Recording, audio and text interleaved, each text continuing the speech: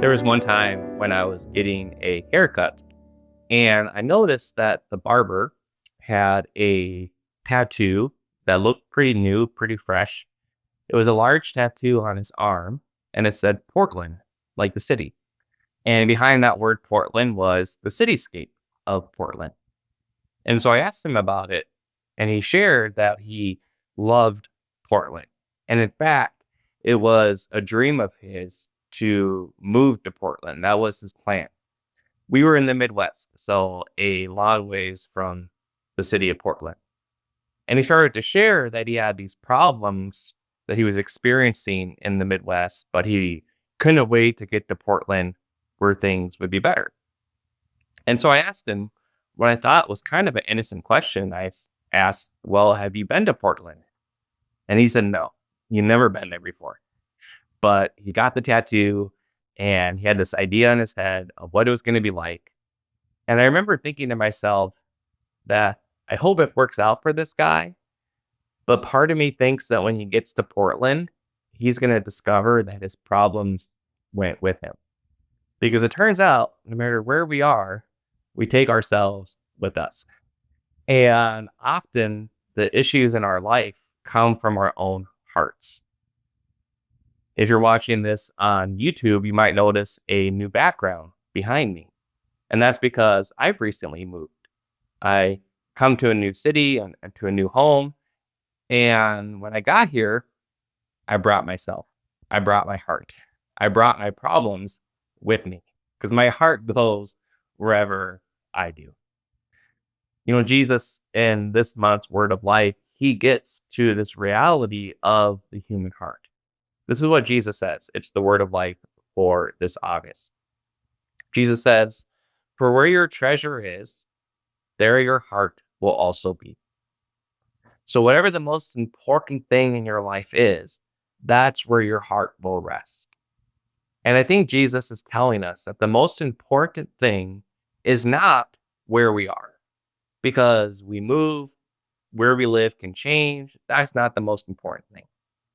And the most important thing is not what we have, because our stuff, our possessions can change too. I can have more stuff, I can have less stuff. Circumstances change. And the most important thing is not even what I do, because what I'm able to do today, I might not be able to do tomorrow. And so I don't want to put my heart into what I do as if that's the most important thing. I think what Jesus is saying, that the most important thing where we should put our heart is who we are with. In other words, relationship. For Jesus, friendship with God was the most important thing. It was the greatest treasure. There's nothing more valuable for Jesus than his relationship with God. There's a moment when Jesus is with his disciples. It's the night before he's going to die. And he's telling his disciples that they're going to abandon him. But then he tells them, "But I am not alone because the Father is with me." So even though Jesus can foresee what's coming, that his friends will abandon him, that he's going to have to suffer and die, he still knows where his heart is. His heart is in that relationship with the Father because the Father is always with him, and that never changes. I think when we recognize the importance and the treasure of friendship with God, we experience two main fruits. The first fruit is freedom. Freedom. Because we recognize that I don't have to have my trust in where I am or what I have or what I do. But instead, I can put my trust in my friendship with God. And that makes me free because it doesn't really matter what happens around me. I know who I am. I know that the Father is with me, as Jesus says. And the second fruit is peace. Peace, like a deep peace that doesn't change with the changing circumstances of this life. And that peace to know that, yes, I have problems, but it's in my friendship with God that those problems can be dealt with. Not on my own, but only in a relationship. So this month, Let's really invest ourselves in that greatest treasure that we have, our friendship with God.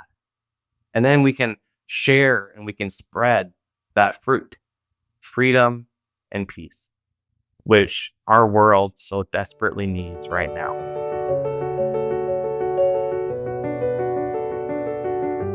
Hey, thank you so much for watching this video. If you want to keep up with other great content to help you live your life of unity with God and with one another, make sure you subscribe to Focolare Media so that you can continue to live your divine adventure.